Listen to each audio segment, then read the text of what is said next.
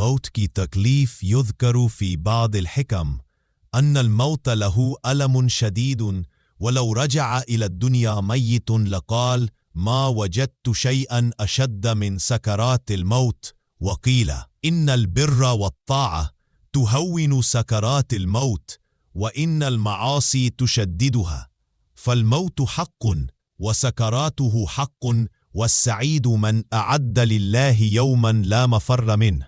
بعض حکمت ای کتابوں میں آتا ہے کہ موت ای سختی ایسی ہے کہ اگر کوئی مرنے والا دوبارہ دنیا میں لوٹ آئے تو وہ کہے کہ میں نے موت کی تکلیف سے زیادہ دردناک چیز کبھی نہیں دیکھیے۔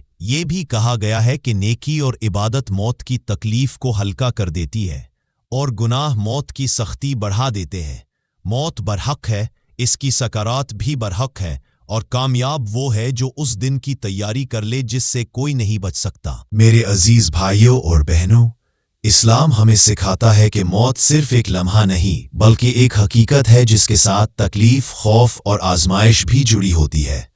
قرآن پاک میں اللہ تعالیٰ فرماتا ہے وَجَاءَتْ سَكْرَةُ الْمَوْتِ بِالْحَقِّ، اور موت کی بے ہوشی یقیناً آ کر رہے گی۔ علماء لکھتے ہیں کہ موت کی تکلیف ہر انسان کے لیے مختلف ہوتی ہے۔ نیک انسان کے لیے موت ایسے ہے جیسے نیند غالب آ جائے، اور گناہگار کے لیے موت ایسے ہے جیسے جسم سے ہر رگ الگ کی جا رہی ہو۔ اسی لیے ہمارے اکابر کہتے ہیں موت کی تیاری زندہ انسان کا سب سے بڑا فرض ہے۔